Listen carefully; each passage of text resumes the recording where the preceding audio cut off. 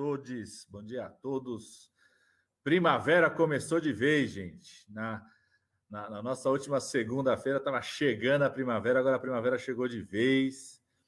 E eu tenho alegria aqui do nosso primeiro programa da Rede de Defesa da Vida, da primavera, poder mostrar para vocês aí, ó, flores crescendo, se multiplicando, 3 convidados assim sensacionais, que eu acho que são 3 pessoas que sempre, quando eu converso, me trazem muita esperança, me trazem muita perspectiva.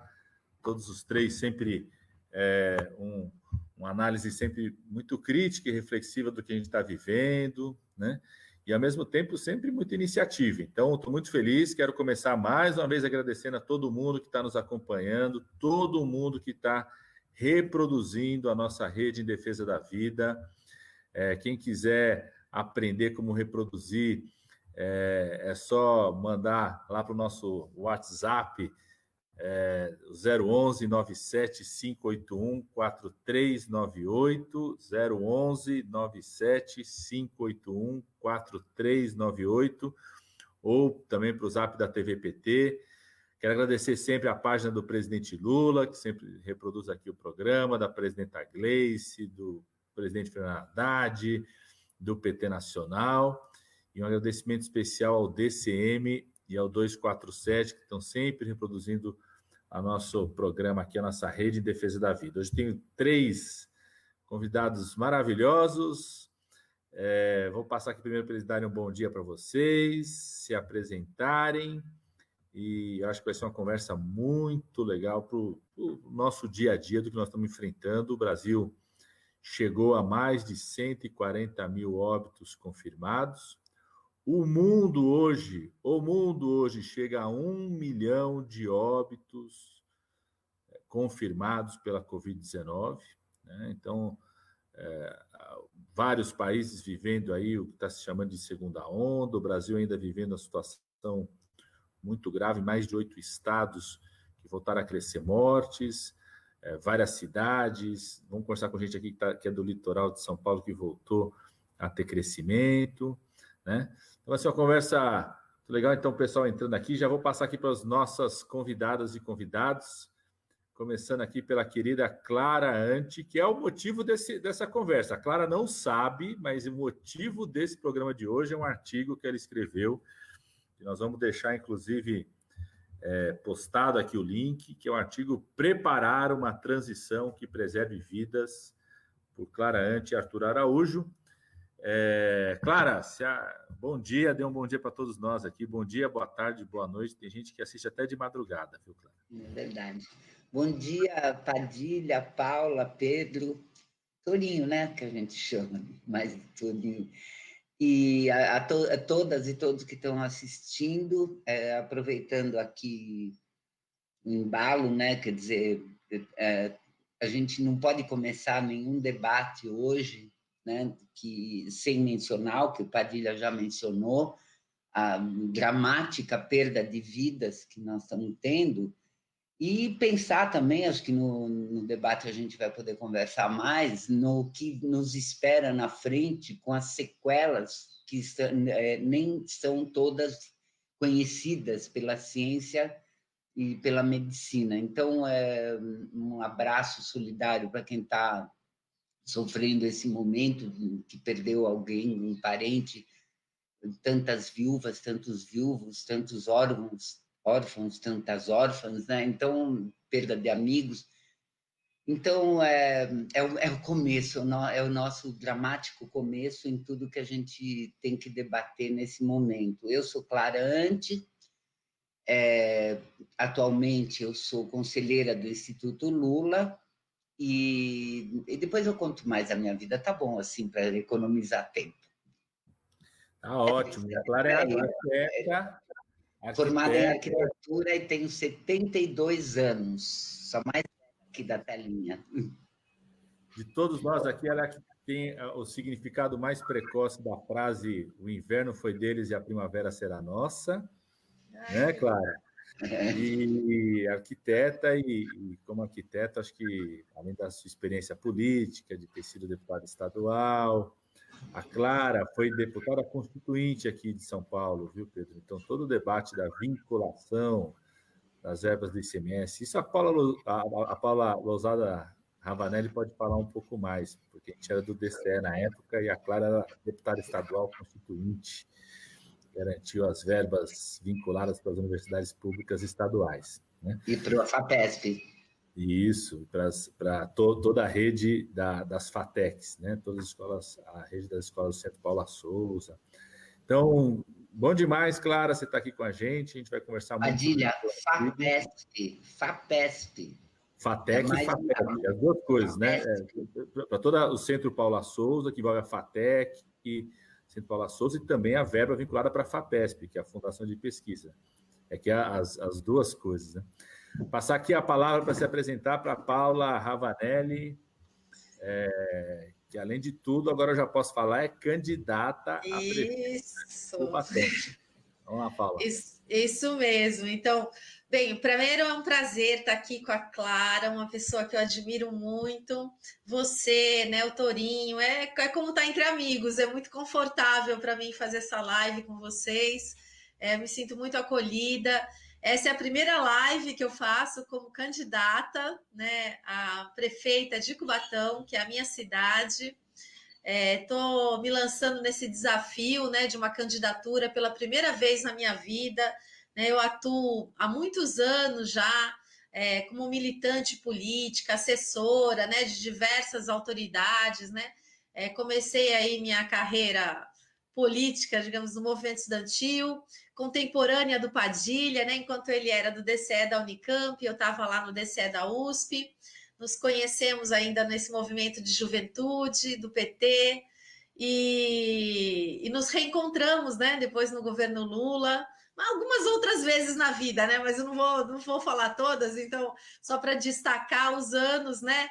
Em que nós servimos lá na presidência da República, né, assessorando o presidente Lula, com a Clara, depois com a presidenta Dilma, né? E foi muito bom, muito importante, acho que me preparou para enfrentar esse desafio, né, para assumir essa tarefa de ser candidata na minha cidade, procurar implementar todos aqueles avanços que nós construímos no governo Lula e Dilma, que ainda, né, infelizmente, não chegaram em todas as cidades. Acho que isso depende muito, né, da atuação de um governador, de um prefeito, né, que possa estar mais próximo da população. E eu acho que esse momento é um momento de crise, não só sanitária, mas de crise econômica, e é muito importante a gente tentar trazer uma proposta de esperança, né, para a população de uma reorganização, né, das políticas públicas que coloquem as pessoas no centro do debate. Acho que está faltando isso. A forma aqui em Cubatão, como nós enfrentamos essa pandemia, foi desastrosa. Nós temos 182 pessoas mortas, amigos, familiares, companheiros, né, de militância também, que faleceram nessa tragédia, que é uma tragédia quase comparada, né, àquela que nós vivemos em Cubatão há alguns anos atrás, como o incêndio da Vila Socó, onde centenas de pessoas também perderam suas vidas. Então, é muito triste para nós aqui em Cubatão reviver, né, essa tragédia, e eu me coloco aí à disposição da população justamente para poder apontar novos caminhos, né? Caminhos que sejam mais permanentes, sejam duráveis, que construam um novo modelo de desenvolvimento mais sustentável, mais harmônico também com a natureza que nós temos aqui em Cubatão. Grande parte, né, da nossa cidade é a área de preservação ambiental, é o Parque da Serra do Mar, né? E nós precisamos encontrar alternativas econômicas que dialoguem com esse potencial que nós temos, né? Que é a nossa exuberante natureza também. É isso. Muito bom, Paula. Paula, durante todo esse tempo aí com o presidente Lula, a Paula era a pessoa que entrava lá. A Clara, quando a Clara deixava, né? Ficava lá o tempo todo. A Clara antes ficava lá o tempo todo, não entrava, ela ficava lá o tempo todo no gabinete do presidente Lula, e a Paula que entrava para os despachos, todas as leis, decretos que o presidente Lula tinha que botar a caneta, é a Paula que levava, né, como da subchefia de assuntos jurídicos. E, além disso, a Paula foi fundamental na construção e na aprovação da lei de consórcios públicos, que é um tema que a Clara traz um pouco no artigo dela. Ô, Clara, outro dia eu estava conversando com a Paula, né, a gente fez uma live sobre isso e muitas perguntas apareceram. E aí a gente já estava terminando, já tinha passado de 1 hora de conversa.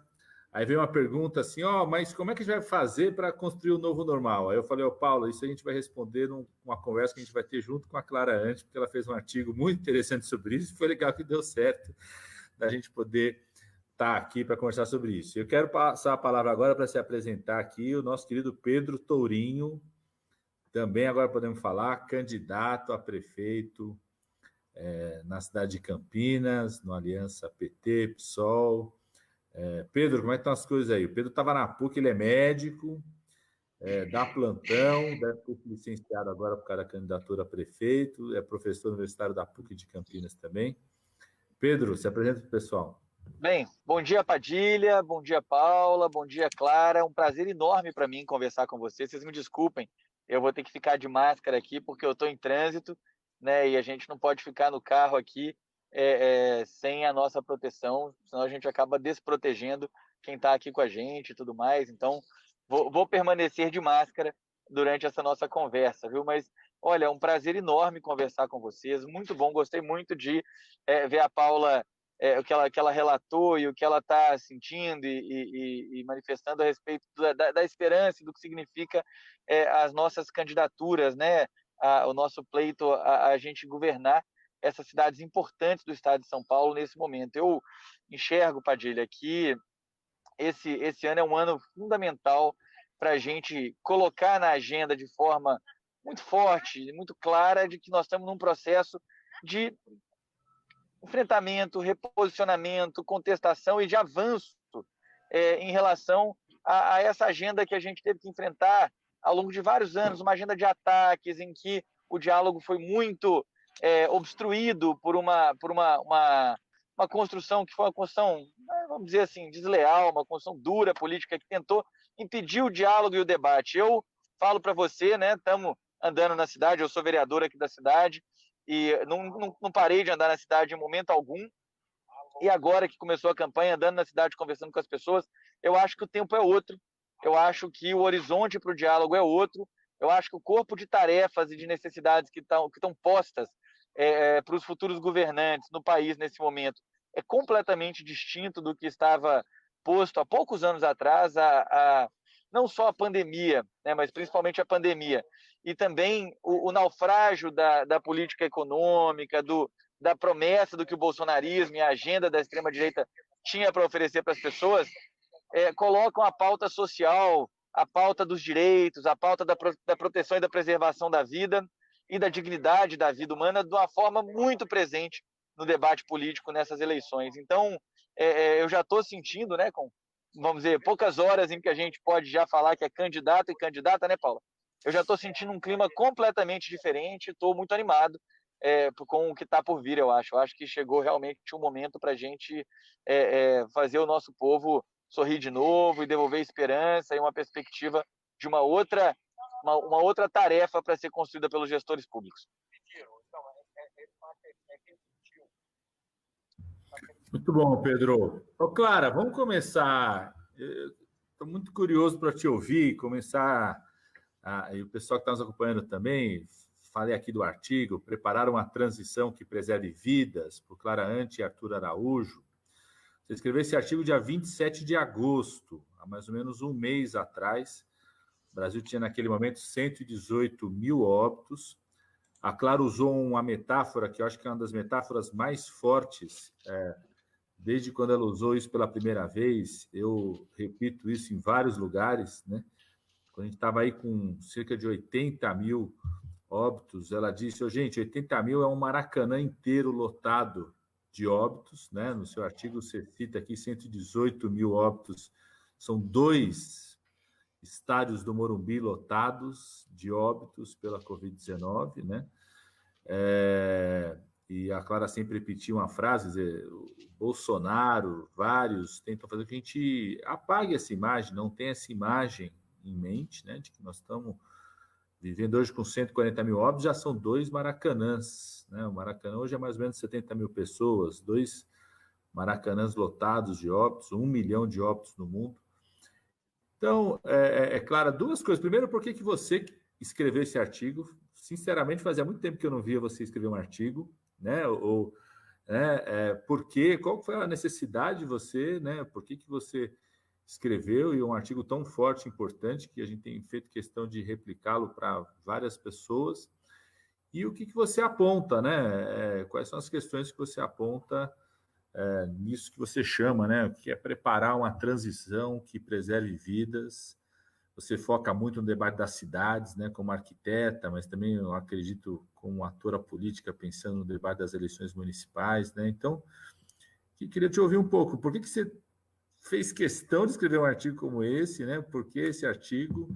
E o que você acha que isso dialoga com esse momento? Hoje é o primeiro dia de campanha eleitoral municipal no Brasil inteiro, né? Foi ontem, mas hoje, segunda-feira, é o primeiro dia. Então, queria te ouvir um pouco disso e as questões que você aponta no artigo.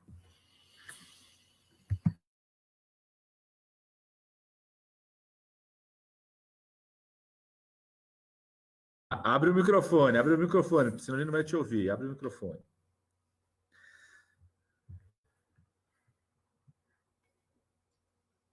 Oi, agora sim.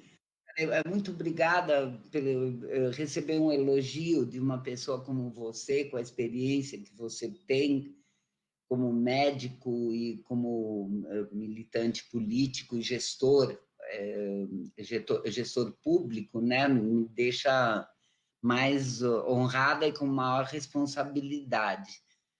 Eu estava sofrendo muito, Padilha. Eu passei por um momento de meses de sofrimento muito grande, porque eu lia tudo o que estava acontecendo, eu tento me informar ao máximo, eu sou faixa de risco, né? 72 anos, tenho enfisema pulmonar, e eu tentei entender o que está acontecendo e acabei acompanhando históricos de pessoas sofrendo, né? Médicos relatando o que aconteceu na UTI do Hospital das Clínicas. A gente tem o nosso amigo, o Biratã, internado na UTI, né? O Biratã, ele é pneumologista, né? E acabou sendo vítima, né? No começo, que as coisas eram menos controladas, e outros amigos. Então, eu fiquei com um sentimento forte demais de compaixão, misturado com medo, pânico de eu mesma ser atingida. E eu percebi que a única maneira de eu superar isso seria de tratar a questão e pôr ela para fora, mas não como uma questão minha, mas uma questão da sociedade, uma questão de todos. E acho que, legitimamente, corretamente, a questão é tratada principalmente por gente da área da saúde e da ciência, mas, a rigor, enfrentar a pandemia e suas consequências e suas exigências, vamos dizer, não é um assunto só da área clínica, da área médica, da área da ciência. Cada um de nós, principalmente gestores públicos, tem uma responsabilidade muito grande agora para criar um novo normal, agora, não depois. Então, nesse raciocínio que estava me irritando, essa história de novo normal, e que ninguém agia para criar as condições de um novo normal, então foi nesse processo quase de tortura interna, psicológica que eu estava vivendo e da responsabilidade que eu tenho como uma pessoa militante política, eu conversei com o Arthur Araújo, que é do Observatório da Fundação Perseu Abramo, que ele está em contato direto todo dia com as questões, ajudou muito, e resolvi escrever, foi isso, né? Não sei se eu respondi a tua indagação, mas eu quero deixar claro que eu acho que sem compaixão, sem um sofrimento próprio e sem a valorização da ciência, a gente não consegue sair dessa enrascada e acho que eu encontrei o ponto, vamos dizer, para mim, né, né, que eu raramente escrevo algum artigo, né? Agora estou escrevendo um livro, mas é outra coisa. Você prometeu uma live um dia, né? Bom, então é assim, essa foi a razão, a motivação. Então eu comecei a pensar, voltando para o assunto que você colocou, eu lembro muito bem, a primeira vez que eu falei nisso foi quando eu vi que o número de óbitos se igualava à lotação do Morumbi, né? Do Morumbi, depois do Maracanã. Depois, aí, sabe o que eu descobri quando escrevi esse artigo? Que o segundo maior estádio do mundo é o de Manchester, né? Manchester? Michigan. E o Não, deve ser Manchester, deve ser Manchester. Desculpa, mas é porque eu sou meio fora dessa área. É o de Manchester, né? Que tem que a gente estava muito perto já desse segundo maior. Aí eu fui olhar no ranking qual que é o maior. Só tem um maior do que o do Manchester, que é o da Coreia, que tem 150 mil e que, lamentavelmente, em 8, 10 dias nós chegaremos lá. Lamentavelmente. 150 mil. Então, a metáfora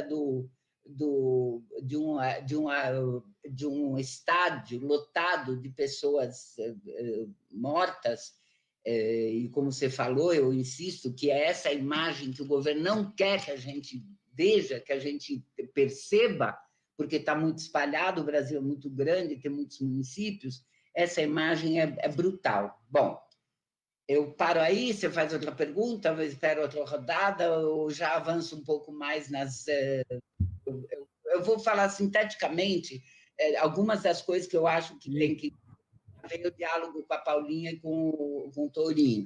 E pensando que hoje, Clara, pensando que hoje é o primeiro dia das campanhas municipais, né? Exatamente. E você foca muito no tema das cidades, então... Exatamente.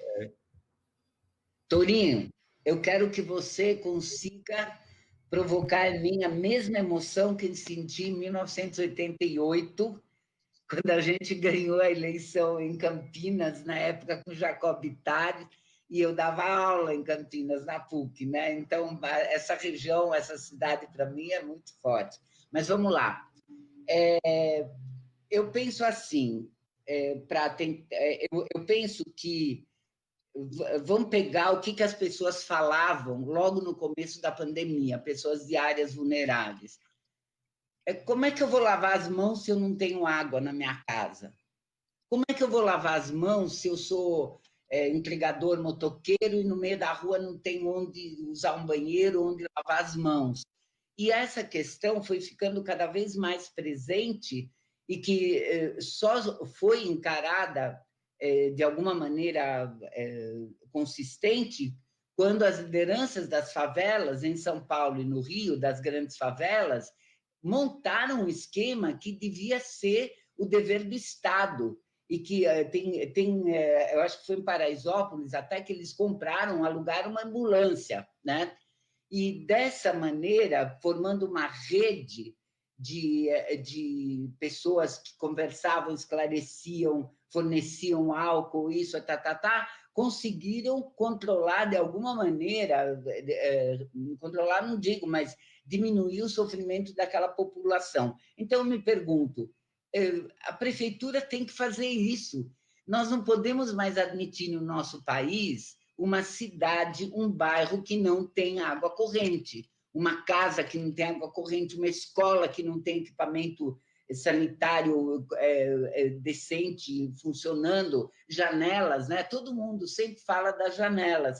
Como é que eu vou ficar em lugar arejado se as janelas das escolas são emperradas, se na biblioteca que eu trabalho a janela está emperrada e assim por diante? Então, começo por aí, que o poder público tem um dever de enfrentar, inicialmente, eu se fosse a Paula, se fosse o Tourinho, se fosse qualquer candidato, já chegava falando, olha, essa cidade precisa de tantos canos, tantas torneiras, tantos vasos, e nós vamos nos empenhar para conseguir fazer isso. E só para terminar, para bagunçar mais o coreto, eu fiz uma comparação com o programa Luz para Todos, que foi feito no governo do Lula e da Dilma. E o Luz para Todos, vocês devem lembrar que o Lula fazia um discurso atrás do outro, falando: foram tantos quilômetros de fio, foram tantos milhares de postes. Por que a gente não pode dimensionar isso em cada cidade, em cada bairro, e sair à luta para conseguir reverter, reordenar o orçamento para fornecer isso para a população e obrigar entidades superiores, o governo estadual, o governo federal e a própria empresa privada ter deveres com relação a essa questão. Eu tenho que parar porque é muita coisa. Muito bom, Clara. Vamos aqui. Primeiro eu quero ler alguns comentários que chegaram. Já? E depois passar para a Paula aqui. Primeiro, o João BR Santos, falando aqui, ó, Padilhão, foi um bom ministro, tinha com bússola do conhecimento, e o Pazuello usa a pagelança como conhecimento. O Pazuello não usa a pagelança, não, ele não ouve os pajés, não. Se ouvisse os pajés, ele saberia a importância de preservar a vida, viu, João?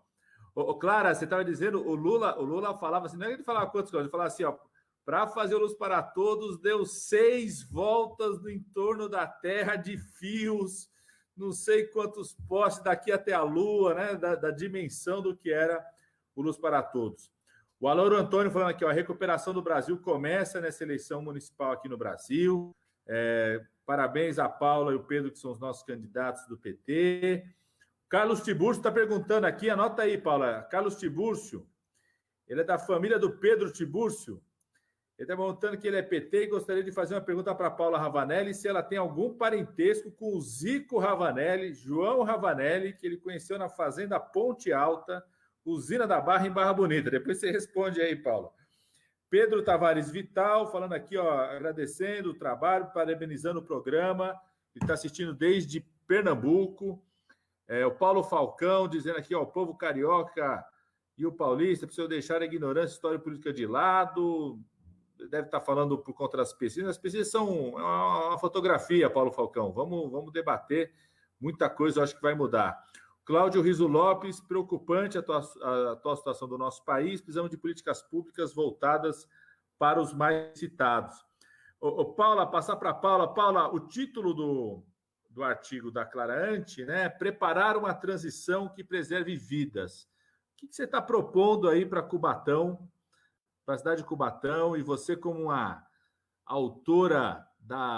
das autoras da Lei dos Consórcios Públicos, está pensando aí a Baixada Santista como um todo, para que o poder público municipal, né, as cidades, possam preparar essa transição para preservar vidas aí em Cubatão e na Baixada Santista. Então, aqui eu acho que é importante contar, a gente fez um processo muito interessante de debate, Clara e Pedro, né, com todos os pré-candidatos do PT da Baixada Santista, né? Cubatão está inserida numa região metropolitana que conta com 9 cidades, que é uma das primeiras aqui do estado de São Paulo, a região metropolitana da Baixada Santista. E a gente fez porque a gente tem consciência de que a grande parte dos problemas da nossa cidade não serão resolvidos individualmente, serão resolvidos por meio de uma articulação regional. E é um tema muito forte, né, na área do meio ambiente, resíduos sólidos, o próprio saneamento, a saúde, né, que é assim, essencialmente regional, né? A gente viu durante essa pandemia que não adiantava nada o esforço de uma cidade para fazer o isolamento social se a outra, que é conurbada, não fazia, né? Então, esses são problemas assim constantes. Enquanto a gente nega essa necessidade, né, essa escala regional, a gente não consegue apontar problemas que sejam sustentáveis a longo, médio prazo, pelo menos. Então, essa foi uma preocupação durante toda a construção do nosso programa de governo, de fazer esse debate do ponto de vista regional, e nós centramos o nosso programa no que o PT tem chamado, né, de transição ecológica para a sociedade do século XXI, que é justamente fazer um questionamento ao modelo, né, de desenvolvimento econômico.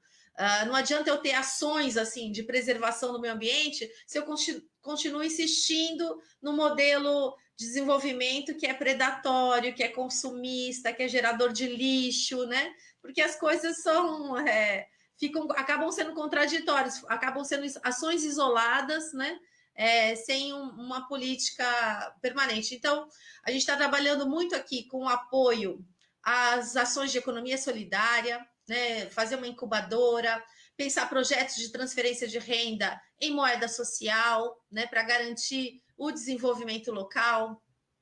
Estamos pensando em ampliação, né, do atendimento das unidades básicas de saúde, do horário de atendimento, né, para incorporar justamente essas pessoas que não vivem mais do trabalho formal. E, portanto, elas não podem faltar ao seu trabalho ou deixar de ir, né, de exercer aquela atividade econômica para estar numa UBS durante o horário comercial.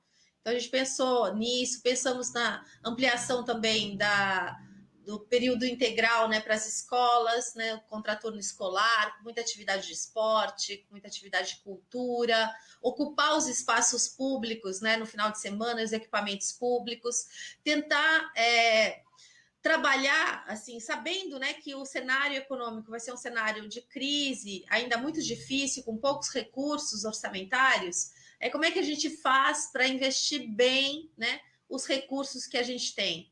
E Cubatão ainda não pode ser considerada uma cidade pobre, né? A arrecadação de Cubatão é ainda uma das mais altas em termos per capita em relação ao Brasil. E nós temos royalties do petróleo, que é, digamos assim, um bônus, né? Que a maioria das cidades não tem. E nós não temos um plano de longo prazo de investimento desse recurso. Então, o que eu proponho é justamente pegar todo o royalties do petróleo que a gente recebe, que são quase 100 milhões por ano, transformar em moeda social e financiar programas de transferência de renda, programas de transferência de renda infantil, né, para os alunos da escola pública, e banco de microcrédito, né, incubar projetos também na área de tecnologia, aproveitar um pouco essa facilidade que a juventude tem hoje, né, de inserir nesse meio tecnológico. Hoje, desenvolver um aplicativo não é tão difícil.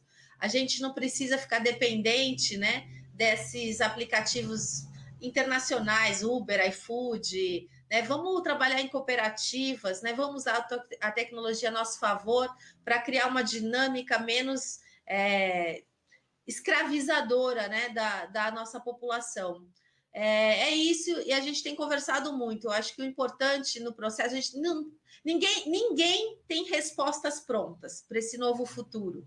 Eu acho que o mais importante desse processo é o diálogo, a construção conjunta com a comunidade, e porque isso ganha as pessoas para trabalhar junto por um projeto. Mudar um modelo de desenvolvimento de uma cidade não se faz só de cima para baixo, se faz com muita convencimento, com muita liderança das pessoas para que elas caminhem junto nesse processo. E é isso que a gente está tentando fazer, aproveitar a oportunidade do debate político, das eleições, para fazer esse debate sobre o futuro que queremos para a nossa cidade e que ele seja muito participativo. Então, o nosso programa de governo já foi construído de forma bastante participativa, apesar do isolamento social, nós conseguimos fazer aí mais de 8 reuniões que mobilizaram mais de 200 pessoas, técnicos, e agora estamos, né, através da tecnologia, ouvindo, recebendo propostas, e vamos aproveitar agora essa campanha para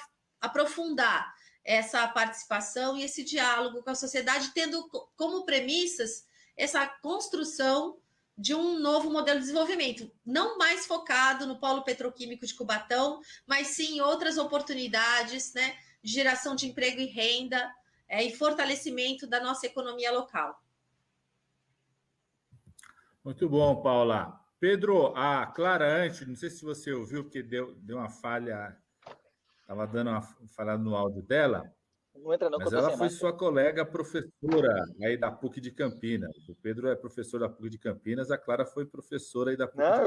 Eu ouvi sim, eu ouvi o que ela falou. Clara, esse artigo da Clara, ele pontua muito fortemente a necessidade de um diagnóstico bastante concreto para alcançar algumas necessidades que ela está considerando como básicas para preservar a vida hoje, né? Tem que levar água para todo mundo que não tem água, tem que ter condições em todas as escolas da rede pública municipal, tem que ter condições para arejar, para proteger as crianças, os trabalhadores.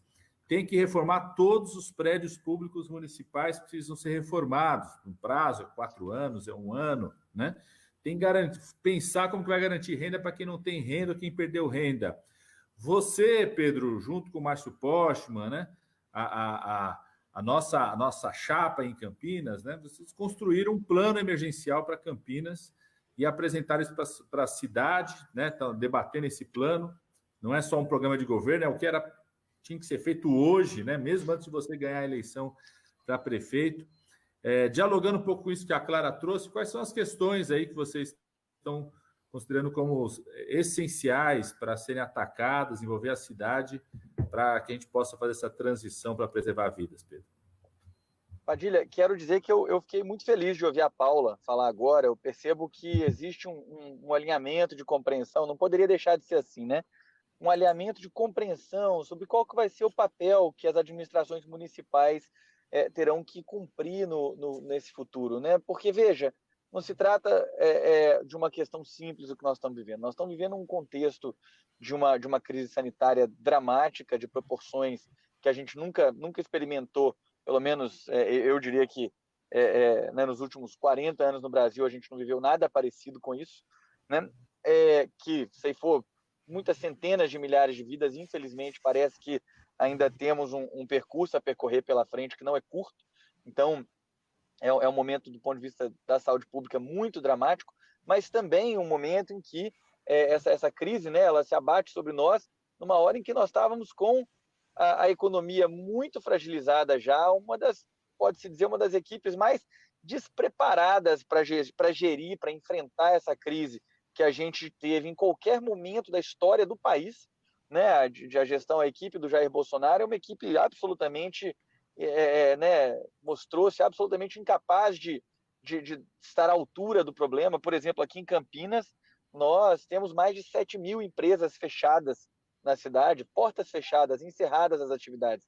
Então, as consequências econômicas do que nós estamos vivendo nesse período também são muito dramáticas. E eu senti pela fala da Paula que a gente tem essa compreensão comum, e acho que o texto da Clara também aponta nesse sentido, de que nós vamos precisar de ter uma gestão municipal no próximo período que seja, de fato, muito protagonista, que tenha capacidade real de ser um grande instrumento de mobilização, de organização social, de articulação, inclusive, e assunção, inclusive, de tarefas que não são tarefas que habitualmente eram atribuídas ou esperadas do poder público municipal, né? O poder público municipal é o mais frágil do ponto de vista da capacidade de intervenção econômica dos 3 entes da federação, e compreendendo que o governo federal, né, existe uma leitura, eu acho, de que o governo federal vê que 2020 foi o ano da gastança, com o auxílio emergencial, os 400 bilhões que foram injetados na economia, e que, sendo 2020 o ano da gastança, ano que vem é o ano de retomar a política de austeridade, a política de baixo investimento no nosso povo, de baixo investimento nos direitos e na vida do nosso povo. Então, e da mesma forma, a gente não espera tanto assim do governo do Estado, né? Então, a gente entende que as prefeituras vão ter que ter uma postura muito proativa, propositiva para o fortalecimento e a movimentação das economias locais.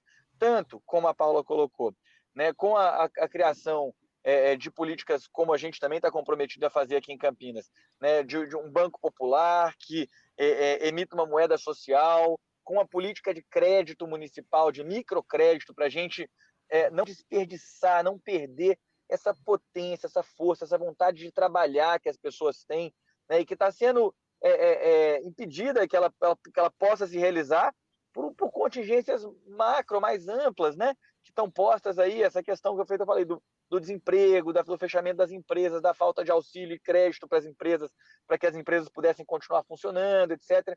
Então, uma política, inclusive, de renda básica de cidadania, que assegure que o pré-requisito primeiro para que a economia volte a funcionar, que é as pessoas terem dinheiro na mão para poder consumir, para poder planejar, para poder investir, para poder, né, de fato, volte a acontecer.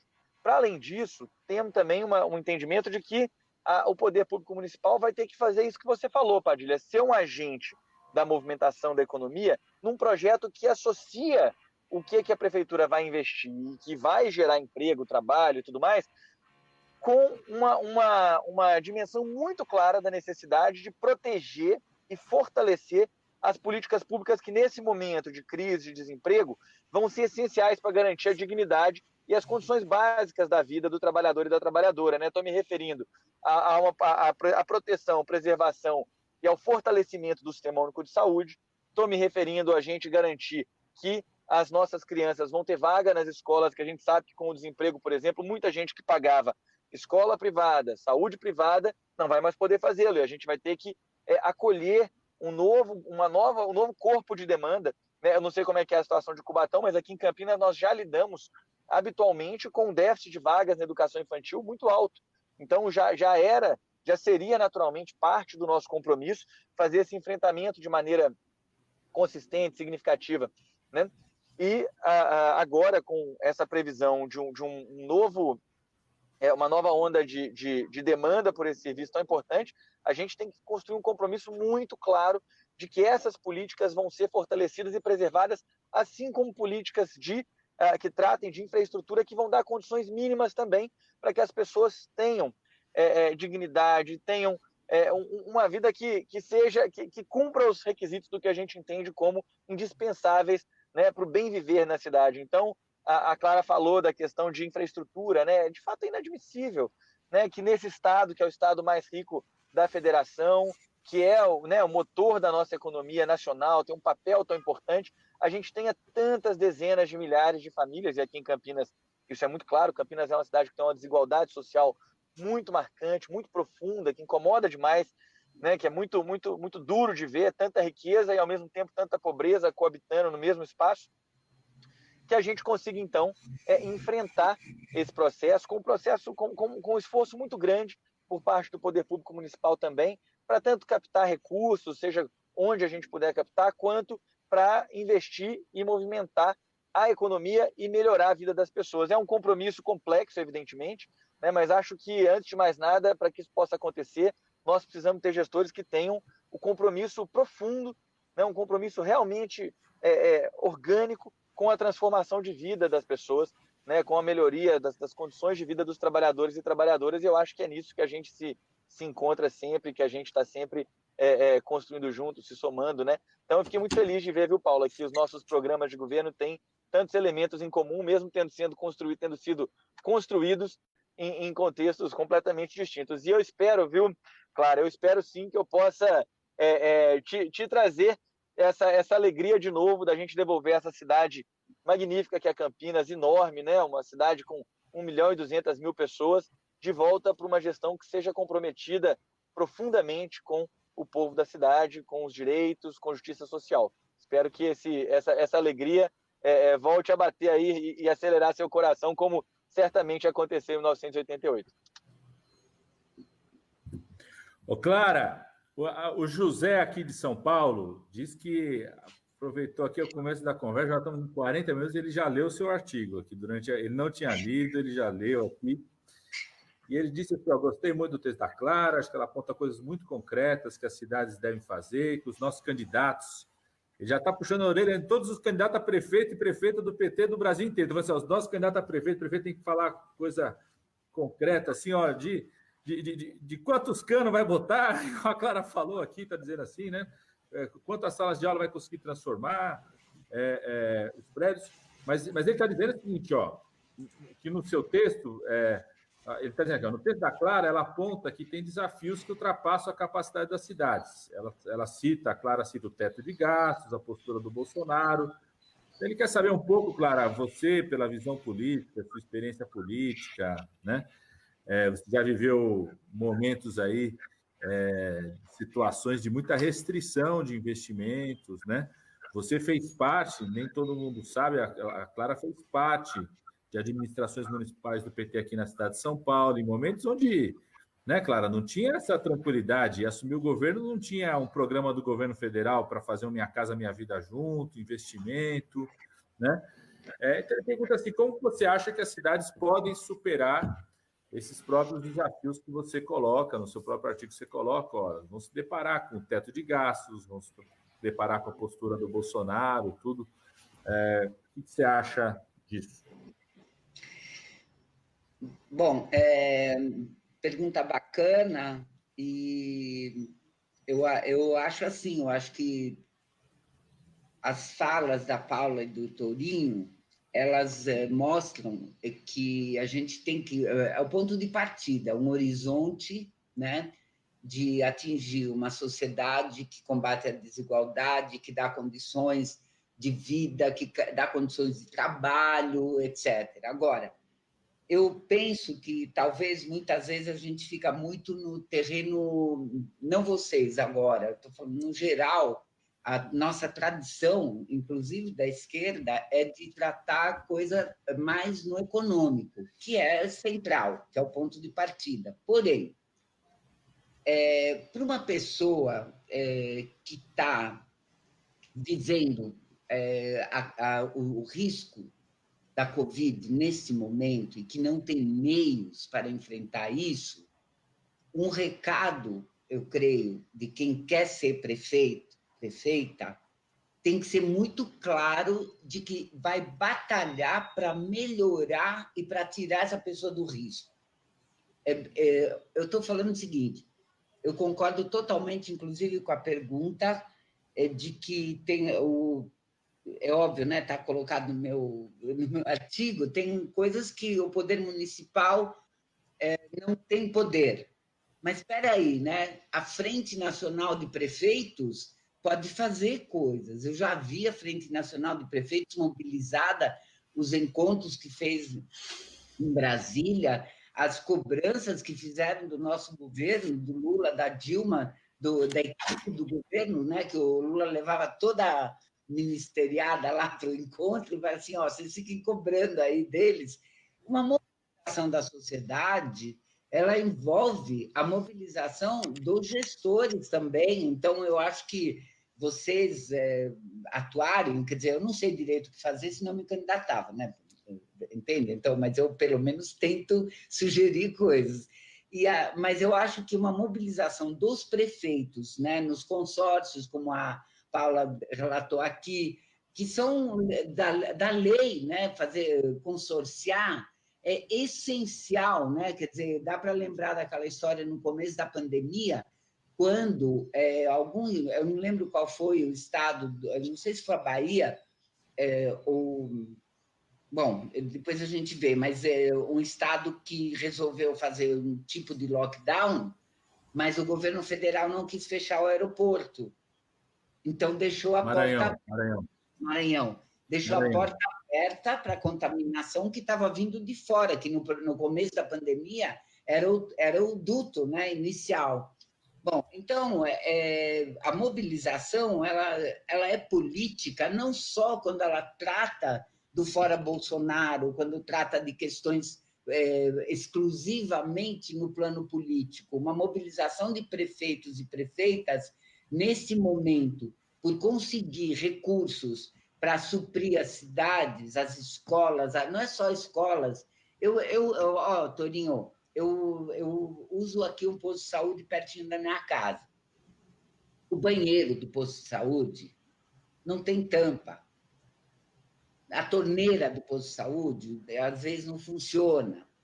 O trinco não funciona, não tem onde sentar, não tem como... Então, o que eu estou dizendo, quando eu falo de suprir essas questões todas, é porque quem vai pensar, se não vocês, prefeitos? Eu torço para vocês ganharem, hein? Vocês e todos os candidatos do PT aí, dos aliados. Então, eu sei que eu estou abordando no texto muitas coisas, mas tem uma coisa que é essencial.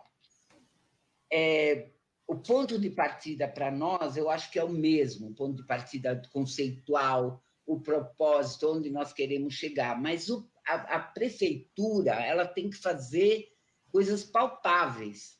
A prefeitura é a gestão do dia a dia, a gestão, né? E aí eu penso assim, vamos lá, Paula e Tourinho, se você for resolver o problema da água corrente nas escolas que estão precisando, quantos encanadores você vai contratar? Você já fez essa conta? Você vai criar um monte de emprego.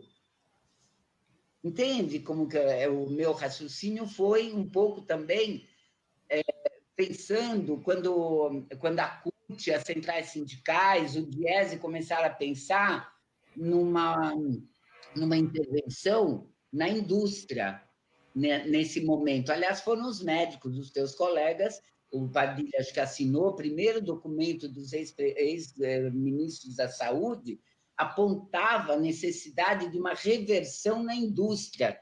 Na época, pensando só em respiradores, nisso, naquilo, mas a gente está vendo que a gente pode, não digo fazer uma reversão, mas a gente pode fazer uma enorme adaptação de setores que estão inativos, de profissionais que estão desempregados, e para atender esse momento da pandemia. E queria dizer para vocês, meus queridos e queridas candidatos a prefeito, que o futuro para vocês é daqui a 90 dias, viu?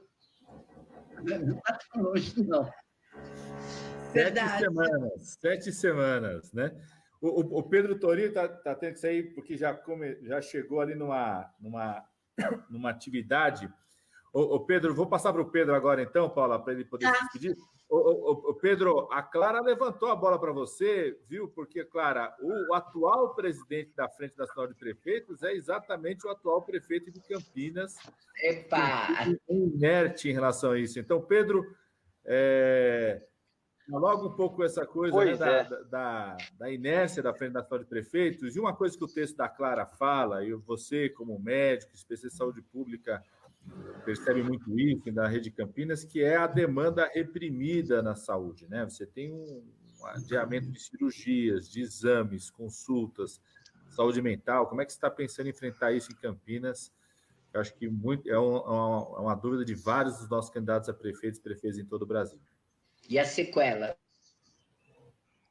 Padilha, aqui você citou um ponto muito bom, que é isso, né? O Jonas, o prefeito aqui, ele é presidente reeleito da Frente Nacional dos Prefeitos, não é nem só um mandato, é uma liderança importante, ocupando uma tarefa importante, e é muito curioso como é que foi absolutamente distinta a maneira como ele se empenhou, por exemplo, pela reforma da Previdência, em relação ao que ele fez para que os municípios tivessem mais apoio no enfrentamento da crise da Covid. Ele até falou da crise da Covid, mas o que nós vimos à frente na figura dele fazer foi pedir que parte dos recursos destinados ao enfrentamento da Covid fosse para o setor de transporte público, para ajudar as empresas do transporte público. Enquanto isso, Campinas hoje tem uma taxa de, um número de mortos por habitante aqui que é de mais de uma morte para cada 1.000 habitantes.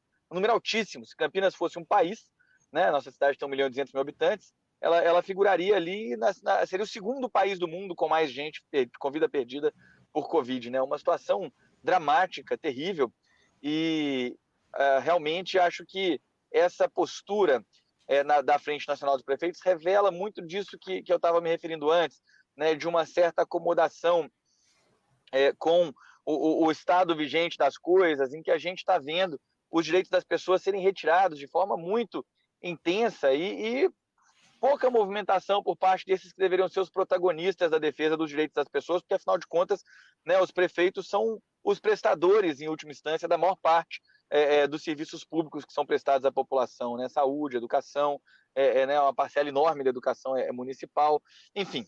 E o fato, então, é que a gente tem realmente que assumir essa outra dinâmica, essa outra postura, essa outra atitude em relação à tarefa que nós temos para cumprir no futuro bem próximo. Pessoal, vou pedir realmente desculpa para vocês, eu vou ter que sair. O Padilha falou aqui da questão das filas, da assistência.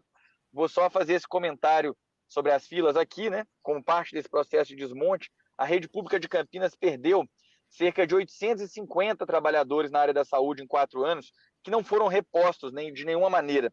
Então, você imagina o que significa isso, você perder 850 trabalhadores numa política pública como o SUS, sem reposição. O que nós vimos foi que as unidades básicas de saúde, os centros de saúde, que deveriam ser os espaços da assistência rápida, né, da assistência da escuta permanente, da capacidade de acolher, a capacidade de estar à disposição das pessoas, se tornaram espaços inacessíveis para a população, com consultas que chegam a demorar 2 meses, 3 meses, às vezes, uma consulta médica numa unidade básica de saúde, né? Quer dizer, aqui, eu não sei como é que está em Cubatão, aqui foi efetivamente construído o colapso foi articulado como opção política da administração, porque o Jonas, o prefeito aqui, fez isso, e dessa forma ele criou uma margem enorme na sua estrutura administrativa, fiscal. A prefeitura hoje gasta cerca de 42% do orçamento com folha de pagamento muito abaixo dos limites, muito abaixo do que ela poderia gastar, né? E a consequência é muito dura, muito concreta. Então, o nosso compromisso ele é bastante reto, bastante direto nesse sentido, né? Campinas tem uma rede ampla, grande, com muitas unidades de saúde, e nós entendemos que nós precisamos preencher essa rede com gente, porque políticas como saúde e educação são políticas que é gente cuidando de gente. Você não consegue fazer essas políticas se você não tiver, de fato, uma política que aborde essa questão, que garanta trabalhadores e que permanentemente signifique, ressignifique, problematize e dê rumo para o trabalho que os trabalhadores, né, dessas grandes políticas públicas como saúde, educação e assistência social realizam no dia a dia. Esse é o cerne do caminho que a gente quer construir para a gente superar esses gargalos que a gente está vivendo aqui. Mas, pessoal, quero dizer que foi um prazer enorme conversar com vocês. Paula, desejo boa sorte, companheiro. Espero que a gente esteja junto ano que vem, né, como prefeitos das nossas respectivas cidades, discutindo um futuro melhor para o nosso estado, para o nosso país e para os munícipes que nós estaremos governando, viu? Tenho muita esperança de que essa eleição vai ser, feito você disse, uma eleição, né, que demarca um ponto de virada e de reconstrução, né, de uma obra de cidadania e de direitos para o nosso estado e para o nosso povo aqui. Padilha, um abraço sempre, meu querido amigo, um prazer conversar com você, meu parceiro aí de lutas, de construção no SUS, né, e de sonhos. E, Clara, uma alegria para mim poder ouvir você um pouquinho, falar com você. Você é uma referência para muitas gerações de petistas que sonham com uma sociedade, um mundo melhor. E, para mim, é um motivo de orgulho ter a oportunidade de conversar um pouco com você e de sonhar, planejar e construir junto. Um abraço para vocês, pessoal. Valeu! Um abraço, Pedro. Vai lá ganhar essa eleição. Pedro. Partiu. Hora de pedir votos. Tchau, tchau. Clara, você tem uma ideia, né? Como você é uma grande referência. Eu cheguei aqui eu estou aqui na sede do PT municipal, por isso tem esse mapa aqui da cidade de São Paulo. Aqui estou numa reunião, tinha uma reunião presencial um pouco mais cedo. Eu vim para uma sala aqui mais separada, por isso que eu tirei a máscara. E um dos assessores aqui que cuida aqui fez física na USP. A Paula conhece bem, o Beto. E eu falei, ô Beto, arruma uma sala aí reservada que eu preciso fazer um ao vivo aqui com a Clara, como nós somos eleitores dela, você vai arrumar a melhor sala possível. Ele arrumou mesmo, viu? Clara, você é verdade. Paula... manda um abraço pro Beto. Vou falar para ele aqui. Ô, Paula, você, né, que teve esse papel tão importante aí na construção da lei dos consórcios públicos, como é que você imagina, né, Cubatão ajudando com outras cidades aí da Baixada Santista, que a criação, a constituição de um consórcio possa ajudar a enfrentar esses limites aí que o próprio texto da Clara aponta, os limites que as cidades têm, que precisam enfrentar, precisa desse compromisso para superar, para que a gente possa construir essa transição que preserve vidas. Perfeito.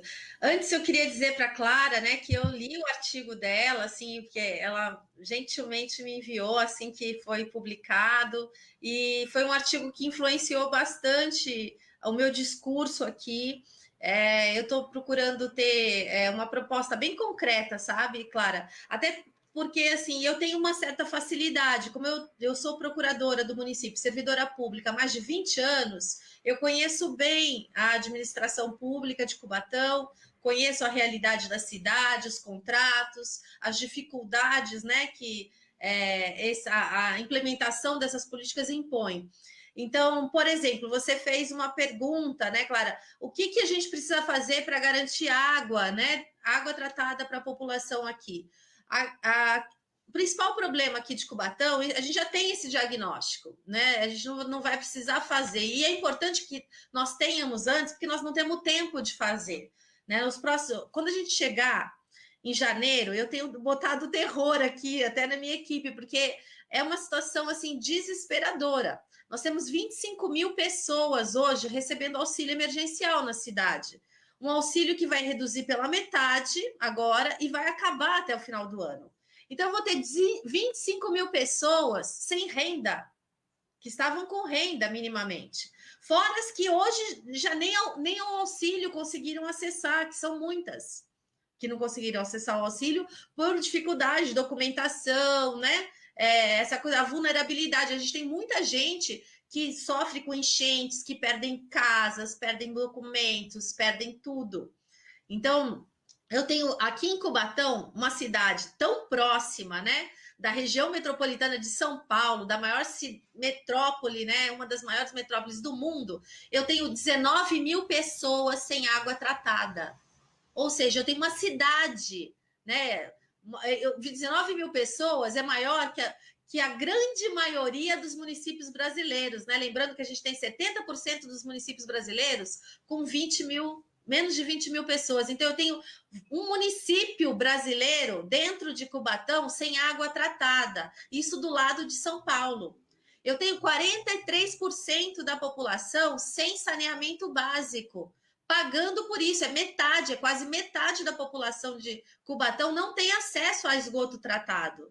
E paga para a Sabesp, né? Porque a gente sabe, na conta da Sabesp, vem aí, metade é o tratamento de água e a outra metade é o tratamento de esgoto. Mesmo que a gente não tenha, a gente paga por ele. Então, o que fez o nosso prefeito aqui? Ele renovou o contrato de concessão com a Sabesp por mais 30 anos, aproveitando, né, a brecha que a legislação permitiu, né? Porque a nova legislação ela tem muito de ruim, porque ela induz a privatização do setor, mas ela a única coisa positiva que ela tinha era obrigar a fazer a licitação, né? Fazer com que a Sabesp, que hoje não é uma companhia pública, ela é uma companhia parcialmente privada, porque tem suas ações negociadas na Bolsa de Valores, né? Ela só é controlada pelo governo do estado hoje. Então, e ela pode ser e deve ser, né, pelo que a tendência indica, privatizada nos próximos anos, diante desse novo marco regulatório que induz para a privatização do setor. Então, ele renovou um contrato sem licitação, né, aproveitou a brecha antes de entrar em vigor a lei, e agora eu vou ter que lidar com isso. No próximo mandato, nós vamos ter que judicialmente, né, questionar esse contrato de concessão, porque senão nós corremos o risco de ficar nas mãos de um prestador privado, né, nessa condição de que metade da população não tem acesso à água e ele perdeu a oportunidade de garantir, né, metas melhores de universalização de água e esgoto na negociação desse contrato de concessão. E isso foi na área de transporte também, entendeu? É que, assim, eu não tenho tempo de entrar no concreto, né, de cada política aqui de Cubatão, mas o prefeito também renovou agora por mais 15 anos o contrato de concessão com a empresa de transporte, enquanto que o que nós estamos propondo? Nós estamos propondo mudar a matriz, a gente quer tarifa zero. Só que a tarifa zero não dá para ser implementada em 4 anos. Em nenhuma cidade, né? Isso é uma proposta que tem que ser implementada de forma gradativa. Eu tenho que pensar o modelo, né, de concessão do transporte coletivo, integrar o transporte com outros modais, tudo isso pensando, né, num processo de planejamento urbano, que é uma coisa que a Clara conhece bem, que é uma urbanista. Pra você ter uma ideia, Clara, a gente não tem plano diretor em Cubatão há 20 anos. É uma coisa, é vergonhoso de falar. Nosso plano diretor é de 98, aí o estatuto é anterior ao Estatuto da Cidade. Então, ele não traz nem os instrumentos de regulação de uso do solo, que foram avanço das últimas 2 décadas. Então, é uma cidade que vem crescendo, né, à mercê, orientada pela especulação imobiliária. Né?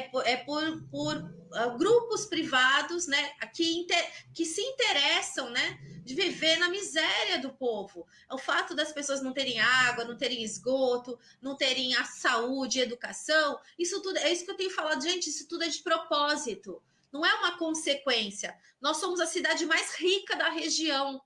Como é que nós podemos ter os piores índices de desenvolvimento humano? Isso é um paradoxo, né? Que só se explica, né, por falta de vontade política. Então, assim, enfrentar todo o modelo, né, que precisa ser feito, e é isso. E para fazer isso, nenhum prefeito vai conseguir fazer sozinho.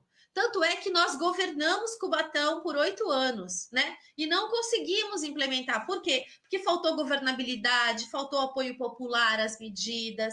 Então, eu acho que o centro, né, do debate tem que ser assim, discutir esse modelo. Eu espero, né, ter a oportunidade de fazer um amplo processo de discussão de um novo plano diretor da cidade, né, que resgate e trabalhar dessa forma que você orientou no artigo mesmo. Eu penso assim, nós temos escolas públicas, o prefeito fechou 3 escolas hoje, nesse mandato, no momento em que a gente está tendo aumento da demanda, né, como o Pedro relatou, e é uma coisa que a gente sente aqui também em Cubatão, muitas pessoas saíram da escola particular e foram para a escola pública, porque não consegue pagar, porque a escola é online, né, que está difícil, então já que é para ser online, é melhor que seja na pública, né, por causa das dificuldades até de acompanhar, porque a gente não tem internet, não tem fibra ótica, né, tudo...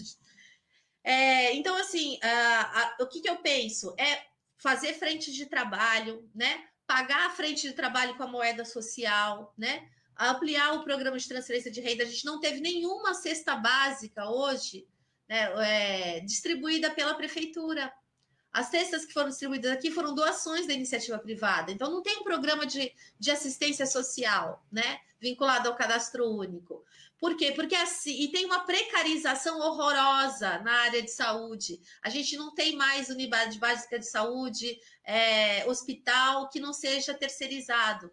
Então, toda essa troca de favores, né, hoje é feita pela prefeitura, troca a cesta básica por apoio, troca a indicação do funcionário dentro da UBS, leito só se consegue se você pedir para o vereador, né? Então, todo esse enfraquecimento das políticas públicas serve a uma proposta assim, fisiologista, que tem mantido, né, essa oligarquia local, né, no poder, né, e é contra isso que a gente está disputando. Então, assim, não é fácil enfrentar esse poder econômico, né, o financiamento hoje das campanhas está muito reduzido, né, por conta que nós, que somos honestos, só contamos com financiamento público, não vamos contar com financiamento ilegal. Então, mas é isso, eu acho que fazendo esse debate, conversando com a população, denunciando, né, eu tenho conseguido muito apoio, tenho visto assim, muita receptividade, porque as pessoas entendem. É complexo, né? O sistema é complexo, mas quando você traduz para essas questões mais práticas, né? De você depende de uma indicação para ter um leito, você depende de uma indicação para ter vaga na escola, isso não está certo, porque isso é direito teu. E as pessoas entendem. E elas sentem, como elas sentem esse problema, eu tenho sentido assim, muito apoio. E graças a Deus, né, o voto é secreto, então eu sei que as pessoas estão muito constrangidas, né, por essa política fisiologista, né, de aderir e tal, mas o voto na hora, eu confio que o voto na urna vai ser diferente, né, a manifestação. E é isso, é implementar um projeto, e com certeza, só voltando ao tema, sem querer me estender, toda essa política dentro do município não pode ser pensada isoladamente, vai ter que ser pensada no projeto de desenvolvimento regional, porque até pensar em economia solidária, vamos ver, pensar em segurança alimentar. Eu não tenho área rural em Cubatão. Ela foi destruída. Eu tenho área de preservação ambiental e área urbana. Só isso. Então, se eu quero pensar um projeto de segurança alimentar, eu vou ter que pensar ele regionalmente, principalmente com o litoral sul, né? Que é produtor. E se eu desenvolver a região, eu estou desenvolvendo a cidade, né? Porque a cidade está inserida numa região.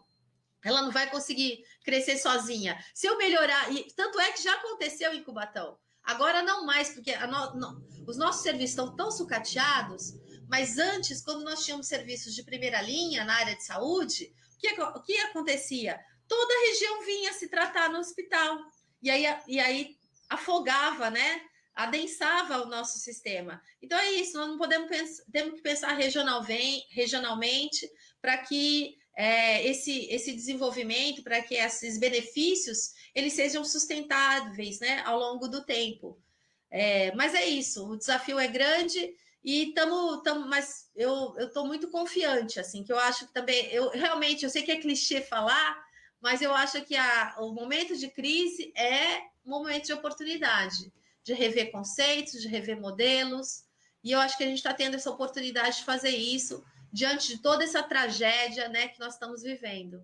Então, vamos fazer desse limão uma limonada e pensar, né, a médio e longo prazo e trazer mais esperança para a nossa população de um futuro com mais direitos, com mais dignidade. Muito bom, Paula. Aqui, ó, Roselaine Dias elogiando a sua fala aqui, ó, excelente ouvir a companheira Paula, a companheira Clara, e ela está dizendo aqui, ó, as nossas candidaturas precisam ofertar proposições plausíveis. Para o povo já está difícil. Filas na Caixa, ela deve estar falando das filas para pegar o auxílio emergencial, né? E ela está falando álcool em gel a R$20, ela falando aqui. A Vera Constantino dizendo que é bom demais, sempre live muito boas, mas hoje está ótimo com duas grandes mulheres aqui, a Vera Constantino falou. E a Laurita, o perfil dela é Laurita942, ela disse aqui, muito legal ver a Clara Ante no YouTube, viu, Clara? Ó, você tem que ir mais para o YouTube, tu gostou de ser no YouTube? E ela disse que a Clara foi uma referência para ela quando... Ela falando aqui, ó, Clara Ante foi uma referência para mim quando entrei na FAUSP, Laurita 942, depois a gente descobre quem é a Laurita 942, se é que vocês já não conhecem quem é. Gente, a gente já está 1h10 de bate-papo aqui, já estamos aqui na hora extra da nossa TV PT, a Rede de Defesa da Vida, então a gente vai ter que acabar e eu queria, assim, né, para encerrar, uma pergunta que a gente sempre faz aqui, viu, Clara e Paula, quero agradecer muito, mais uma vez, aqui as páginas do presidente Lula, da presidenta Gleice, do nosso candidato prefeito Fernando Haddad, sempre prefeito Fernando Haddad, que foi nosso candidato a presidente, do PT Nacional, do PT da Câmara, do PT do Senado, e todo mundo mais que reproduz aqui. Agradecer mais uma vez ao DCM, ao 247, que também reproduz a nossa conversa. A gente vai deixar publicado aqui o link para as pessoas acessarem o texto da Clara Ante. E a gente sempre termina pedindo para os nossos convidadas e convidados falar aqui para as pessoas, quem nos acompanha, tem gente que é candidato a vereador, tem gente que já é vereador, tem gente que é candidato a prefeito, tem gente que é militante sindical, tem gente que é um ativista que acompanha, tem gente que vem para o tema. Qual a dica que vocês duas dão para essas pessoas aí sobre o que a gente pode fazer nessa semana para defesa da vida? Vou começar aqui pela Clara. Som, Clara. Microfone. Oi, som. Padilha, Você sabe que já está assim, né? Dito que a frase mais ouvida nesse período é liga o microfone. É verdade. Então, Padilha e Paula, eu quero fazer uma sugestão que não é para essa semana, tá? Mas serve para essa semana também. Uma sugestão para todos os... Pode começar essa semana, né? Já pode começar essa semana. Né? Para os candidatos e apoiadores, candidatas e candidatos a prefeito e vereadores, é o seguinte, tem uma articulação de arquitetos e arquitetas pela moradia. E essa articulação está batalhando, como a gente vem batalhando há muitos e muitos anos, pela implementação da lei da ATIS, Assistência Técnica para Habitação de Interesse Social. É uma lei que garante que o poder público deve prover as populações vulneráveis com assistência técnica de profissionais da construção. Então, é uma luta uma luta histórica, começou com Clóvis Eugen Fritz, com Zezé, infelizmente ambos já não estão mais aqui com a gente, então, e outros, né, muito antes, né, que é uma ideia importante. Então, o que eu sugiro? Que as candidatas e os candidatos a prefeitos que entrem em contato com as organizações de arquitetos e arquitetas, seja sindicato, seja IAB, ou seja Conselho de Arquitetura e Urbanismo, para debater e levar nessa campanha para mais gente essa ideia de implementar a ATIS. Eu coloquei o folheto que explica exatamente a ATIS, peço para você, Padilha, colocar no site, não sei como é que funciona isso, E é a minha sugestão, além de, mais uma vez, respeitar a vida. E se a gente vê uma pessoa, vizinho, amigo, parente, transeunte, o que for, andando sem máscara, fazendo bobagem, vamos batalhar para reduzir as bobagens e reduzir as pessoas que não têm noção da contaminação, né? É isso. Muito bom, Clara. Quero agradecer muito. Manda para a gente que a gente vai circular para todo mundo. A gente está preparando um material de 13 pontos, né, para as candidaturas a prefeitas, prefeitos, vereadores, vereadoras em defesa da vida. Então, vamos colocar isso como parte da sugestão também, viu, Clara? E está no meu texto. Paula. Está no meu texto. Opa. Está no meu texto também. O seu texto, seu artigo aqui já está. O pessoal já vai subir aqui para botar permanente em tudo que vai ser reproduzido. Oba! Paula, sua dica aí, quero agradecer mais uma vez, né? Você está no meio já da campanha, primeiro dia, muito ativo, você está aqui com a gente. Sua dica da defesa da vida na semana aí. Gente, a campanha começou, né? Então eu vou puxar a sardinha. Eu acho que hoje defender a vida é defender projetos democráticos e populares nas nossas cidades. Isso vai fazer toda a diferença. Acho que, como foi dito aqui na live, os prefeitos têm um papel, e prefeitas, né? Tem um papel fundamental aí no próximo período. Eles podem fazer muita coisa e vão ser protagonistas desse processo, mais do que normalmente, né, são, por conta dos desafios que estão colocados para o enfrentamento da crise econômica, que é o desenvolvimento local, e para o enfrentamento dessa crise sanitária que nós estamos vivendo. Então, a minha dica começou a campanha, ajudem os candidatos para progressistas da sua cidade, se engajem, né? Porque vai ser muito importante que a gente tenha vários, né, prefeitos e prefeitas para fazer a luta política, inclusive, né, visando a mudança nas próximas eleições presidenciais, porque não adianta a gente discutir modelo se a gente continuar com um governo que está trabalhando contra o nosso país, contra os nossos estados, né, e contra os nossos municípios. É isso. Muito bom, Paula. E para ajudar a sua campanha, Paula, fala aí, aproveita, como é que faz? Olha, gente... Tanto ajudar com proposta, deve ter vaquinha eletrônica, como é que o pessoal te encontra? Eu vou pedir o seguinte, me acompanhem nas redes sociais, né? Curtam a minha página no Facebook, de lá vocês vão ter acesso ao meu site... no site, e o site está fora do ar hoje, porque eu ainda não consegui meu CNPJ, da burocracia da campanha, então eu tive que tirar ele fora do ar, porque eu estou cumprindo as regras direitinho, né? Só vou começar a minha campanha quando tiver, né, a pessoa jurídica, mas assim, ele amanhã, se Deus quiser, ou ainda hoje, né, já vai estar no ar de novo, e aí por lá vocês vão ter acesso, né? Tem vaquinha virtual, né? Tem um site, eu estou usando aquele site do PT que apresenta um aplicativo, uma plataforma, né, que permite você fazer contribuições ao programa de governo. A gente, é claro, já apresentou uma primeira versão do nosso programa de governo, que foi construído nessa fase da pré-campanha, mas estamos abertos a novas contribuições, porque um governo é assim, ele nunca para, né? Um planejamento, ele é constante, ele é um processo, né? Ele não é algo fixo.